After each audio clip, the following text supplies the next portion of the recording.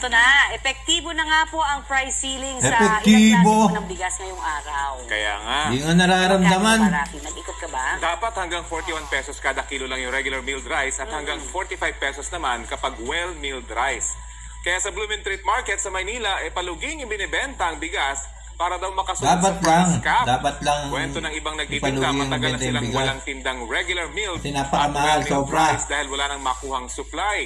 Kaya ang paninda nila ay puro premium grade, special at imported rice. Normal, 50, 55, 56, 58. At balita ko naman dyan sa Marikina Market ay walang magbibenta ng bigas na pasok po sa price cap na yan. Pinakamuna na raw yung Jolly Rice na 48 pesos ang kada kilo. At yung pinakamahal ay yung Japanese rice na nasa 63 pesos naman ang kada kilo. Nag-ikot naman po ang Super Radio DZBB sa ilang palengke sa Quezon City, particular na sa Pinas Market. Paluging binibenta na po yung mga bigas dyan. Napipilitan na lamang daw silang magbukas ng tindahan dahil may binabayaran silang pwesto sa palengke. Hindi nila alam sa probinsya. Mahal pa rin. Ayan, kaya eto na. Nag-ikot naman po ang gobyerno sa Quezon City at San Juan para tingnan kung nasusunod nga ba yung price ceiling sa bigas. Napaka-importante yan. Detalye tayo sa balita live ni Maki Pulido. Maki! Hindi naman nasusunod Alam niyo, itong nasa likod ko, pansamantalang pwesto ito ng management ng Mega Q-Mart. Pero ubus na yung stock nila. Bukas na lang daw uli sila magbebenta. Pero kanina, medyo mahaba ang pila rito, no?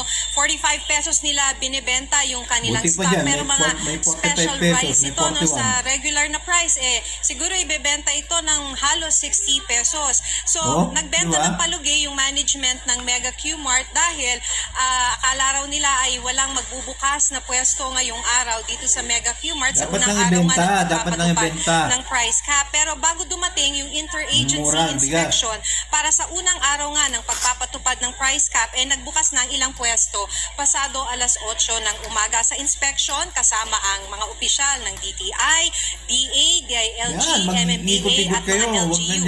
Sabi ng isang rice retailer dito sa Mega Q-Mart, naghahanap pa raw kasi sana sila ng supply na medyo mas mura naman per kaban ang presyo para mas katanggap-tanggap ba or mas kayang ibenta sa halagang 41 o 45 pesos. Pero napakiusapan na lang silang magbukas, kaya eto, katulad ng ibang mga rice retailers sa iba pang mga palengke ay napuwersa silang magbenta ng palugi. Hindi masabi ng nagbabantay ng pwesto kung hanggang kailan nila kakayanin itong pagbebenta ng palugi. Ang binibenta kasi nila sa presyong 45 pesos na well-milled, dapat yan sa regular na price ay dapat 52 pesos. Ang binibenta naman nilang 41 pesos na regular milled, dapat yan 50 pesos. Limitado, kanina nung nagbebentahan, limitado sa 3 hanggang 5 kilo kada customer. Sa Agora Market sa May San Juan, may nakuha silang mas mura na supply pero yung binibenta nilang 41 pesos doon.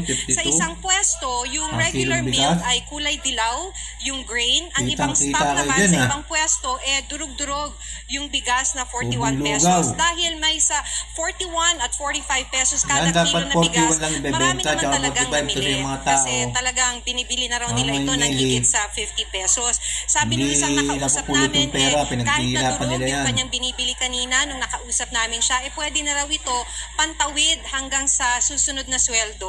Kung kailan, mas makakabili na siya ng mas mahal na presyo ng bigas kada kilo. So sinisisi ng DILG ang mga price manipulators at hoarders sa pagtaas ng presyo ng bigas, pero kanina nang tinanong natin ng DILG ay hindi pa nila masabi kung sino-sino ang mga ito dahil iniimbestigahan pa raw. Connie, Rafi.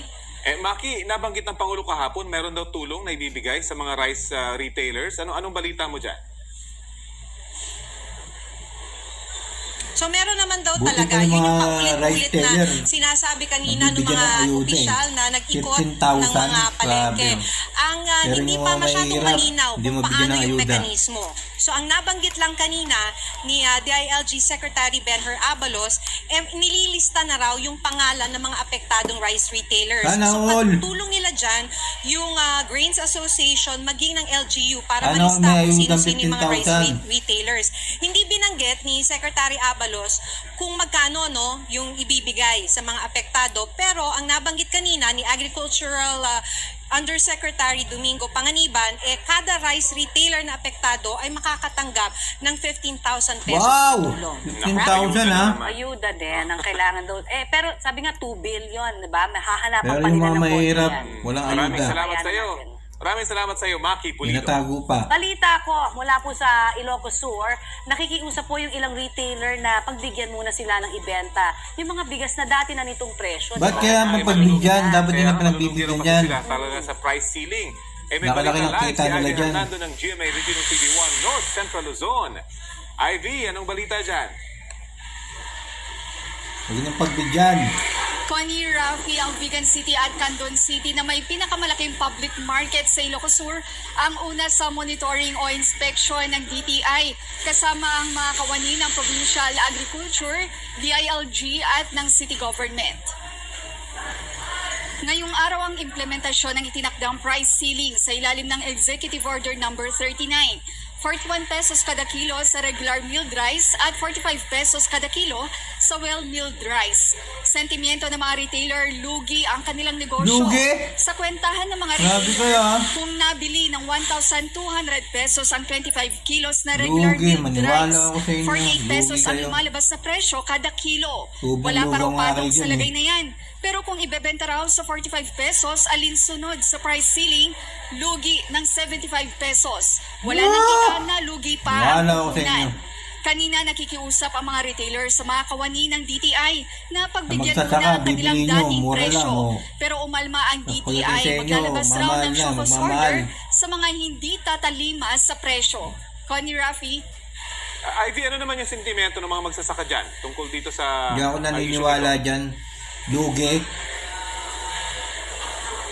Rafi, balita ko sa mga nakausap nating magsasaka kanina, Tubong lugaw nga naunawaan eh. naman raw nila yung kalagayan ng mga retailer. Sa ngayon, ang posibleng farm gate price ng palay ay nasa 12 hanggang 15 pesos kada kilo. Mababang presyo Oh. yan, pero nanaisin na raw nilang ibenta sa mga Diba? traders Baba-baba ng upang presyo ng magkaroon pa sila palay. ng puhunan para sa Ang kilo, susunod eh. na taniman. Samantala ko ni Rafi, kinatuwa naman ng mga Pagdating mamimili dyan sa ang mababang tindahan, ang presyo ng mahal-mahal. bigas sa merkado. Kabaliktaran yan sa pakiramdam ng mga retailer dahil mababa na nga yung presyo, posibleng guminto muna sila sa pagbebenta dahil hindi raw kakayanin ang pagbabayad ng renta sa palengke mula sa paluging kita. Connie, Rafi? Nako, Wala kanya-kanya ako sa sakripisyo inyo. talaga, pero sana nga may ayuda. Maraming salamat sa iyo, Ivy Hernando ng GMA Regional TV1. Maniwala ako North sa mga Central Luzon. rice retailer na yan. احنا متى نشتري؟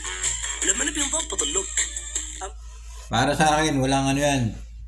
Dapat talagang ano, ibaba ang presyo ng bigas. Gawing 41, dahil 45. Maawa din kayo sa mga ano, mga manggagawa, mga bumibili, mga mamimili. Hindi ako naging masaya sa ano nyo. Mahal-mahal ang bigas nyo. Napakamahal.